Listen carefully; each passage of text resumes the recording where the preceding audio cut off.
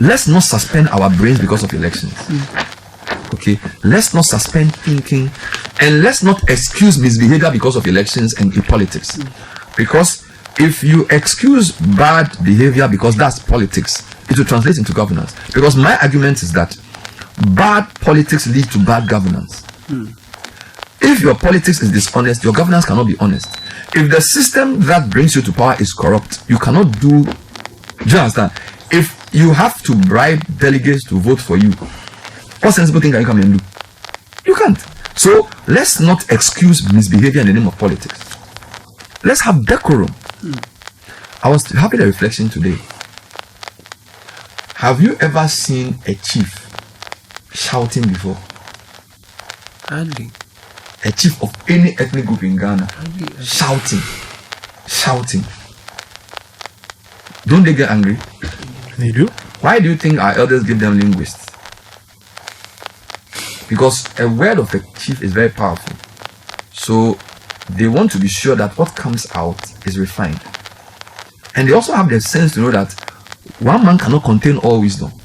When I listen to the Otumfuo talking, listen to the way the linguist, and you know this better than I do. The linguist contextualizes, elaborates, and sometimes even edits based on his knowledge of what the chief originally wanted to say when they met in the chamber. So we don't have linguists because chiefs can't talk for themselves. We have linguists because traditionally we believe that kings must speak with decorum. Do you get what I'm saying? So when Otumfuo speaks or any chief speaks, so linguists are highly trained, highly respected. Highly. And the chief doesn't say, and the linguist doesn't sit on a palanque, But when the words of a chief comes out, because we believe that to rule, you must know how to talk. And I think the MPP have to seriously look at their running mate and speak to him. Because you cannot come out of the chief's palace and make certain comments and expect us to clap for you in the name of politics. No. Because president is also leadership. Vice president is leadership. And the leader must know how to speak. He has to take a cue from the Otumfuo. Don't justify it. And people in the MPP must talk to him. No, you cannot. No. You want to be president of Ghana? No. There's a way you have to talk. Because we in Ghana, talking is important to us. That's why we all have linguists. I even argue that the way we've structured our politics, I've said this many times, we have not resolved the tension between some of our traditional practices and the demands of a political system. I give you two examples. Our traditional system is based on consensus building. So conflict resolution, me and Sky can have a major issue over land. We will make our case before the chief. His decision is either final or I can appeal it. But I don't go to the chief's palace and be shouting at Sky. They'll say, I'm angry with Sky. I can shout to Sky in my house. When you enter the chief's palace, the rules of court mean that I have to even get someone to talk for me. Because maybe me, I don't even know how to talk.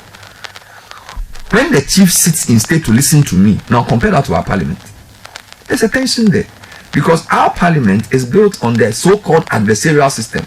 Listen to the way they shout. And so as a people, development means you have to resolve the tensions between your practices, your values, your morals. Somebody has to come up with new rules, even standing orders that reflect the way we do things. Yeah. Because I don't go to a chief's palace and hear majority that shouting, majority that banging table. No traditional area, even the smallest, would that ever be permitted. Ever. But we say we've gone to school and we've gone to take the white man's method. And we say it's adversarial. So we've gone to Westminster to have a PhD. And you go to parliament and somebody is speaking and somebody is shouting from the back. They say you are backbenchers. So that's number one. That tells you that there is a tension between what we are trying to practice and how we live. After number two, chiefs don't shout. That doesn't mean they don't get angry. Leadership. So even the campaigns we do, it's funny. Right? Well, we say we are doing politics, so this yeah shouting Joe boy. Boy is usually mass mobilization people. So usually the labor unions, the service forces to morale for people to do the thing. Or yes, they can protest. But political communication and shouting and insulting is not really what we are made of. But we've adopted it and we've created this culture where anything said on a platform is allowable because it's politics. No, we have to reject that. So maybe this NAPO will help us beyond NAPO himself, that we are tired though. We don't need shout, we need ideas. We don't need shout, we need credibility. So don't come and shout. Fine, you are speaking to your foot soldiers, but what does the shouting do for us? What is the benefit of that shout? What is the benefit of it? So let's not excuse talking down to people and disrespect and say he was doing politics. No, it's wrong. And let him not justify it by saying that we didn't understand him. We are not fools. We listened to you. We all saw what you said. We heard you. Now, if you speak and we have to now think 10 times to understand you, then means the problem is you, not us. So don't come and tell us that you spoke the truth and we misunderstood you. No. What you do is to say, look, Mankani, didn't you Akufo-Addo? Akufo-Addo went somewhere, president of Ghana. He was speaking and he made a mistake. What did he do? He apologized there and then because he realized that the weight of what he said was so don't go and now say we heard you speak in a way that was not presidential. So what you need to do and what the elders of MPP need to do is to say no. That's if they don't endorse it, unless they endorse what he's doing. Because we have to, you see, development is also value based. Yep. Respect, truth, honesty. So let's not excuse it and say it's politics. Well, it's been politics, and politicians have spoken like that, and we've condemned it.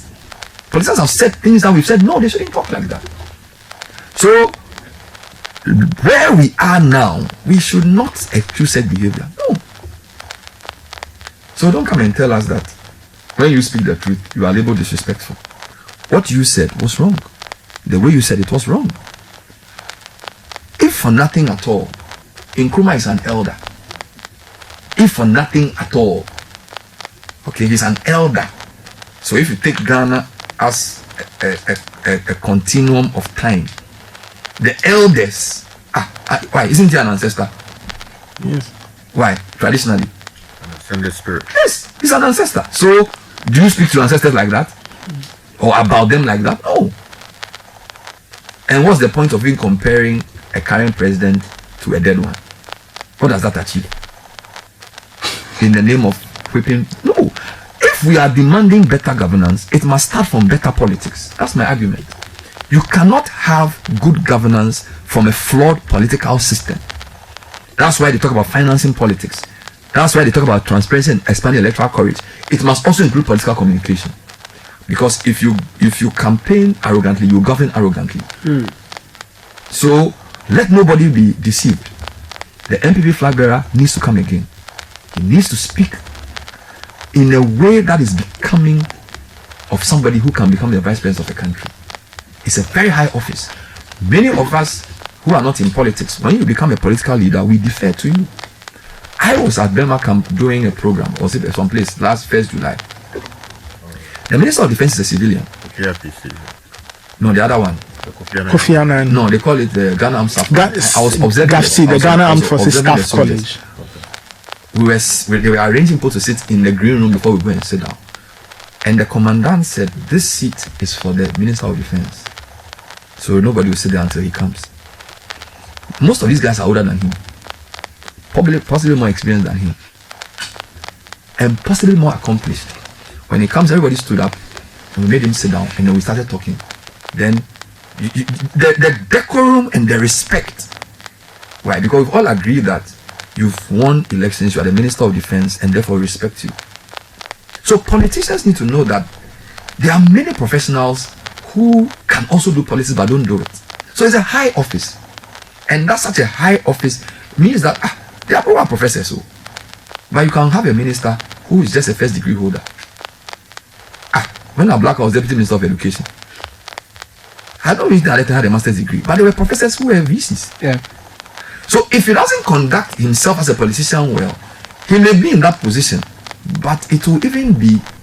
Do you know what I'm saying? So the political office, we've created a system where we elevate political power.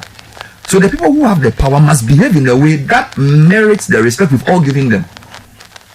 Winning elections doesn't mean you have sense than everybody. Or running for election doesn't mean you all of a sudden understand leadership better than people who have run companies for years. It's because of the system we've created. So you won election, so you are minister. Respect yourself and respect us. Don't think that because you won election it means that all wisdom dwells in you. No. No. Our traditional system. That's why the chief has a council. And the chief is the embodiment of the people. He sits on that stool to represent all that we have gone through. But even he listens to counsel before he talks. And when he talks, somebody polishes it. Because when the chief's word fall on the ground, it's like, hey, you can't bring it back together. That's what tradition teaches us. We have to think deeply about the system we are running and say, is this politics how Ghana, how can it develop? When traditionally you have a way, and I'm not saying that our traditional system was perfect, but it's what we are. I have not seen a chief eating in public before. It's not because eating is a sin. We are denigrating many things these days, right? And I want to urge us to. This is the time for thinking. Let's not suspend thinking and say it's a politician. It's not. If we suspend thinking and claim it's politics, we are doing wrong. No. Let's and you know today we're saying Joe Biden. Somebody should talk to him. Somebody used to talk to NPP running. They said no. Now you are the running mate of NPP. You can't do that. If you have to get somebody to write your scripts for you. If you are provoked, I'll tell you one last thing. Francis Poku, he gave a lecture and I was related to the moderator. 1st July. He served 7 governments. He's 83 years old. So I'll take what he says. He said, when he became Minister of National Security Coordinator, this is the last thing I'll say. He got a call from Captain Kujuchi Carter, who was, you can say, his rival. Because Kujuchi Carter was the intelligence strength of Rawlings, and Francis Poku is now the intelligence of Otumfuo in a difficult time for Ghana. He said, Kujuchi Carter said, don't be provoked. So that's what Kujuchi Carter told him, don't be provoked, because your position is a very high position. You build a lot of power. Don't be provoked. And of all the things he came to say to us, that's what I remembered.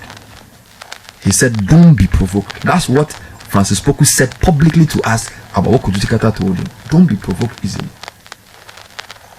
A word to the wise is enough.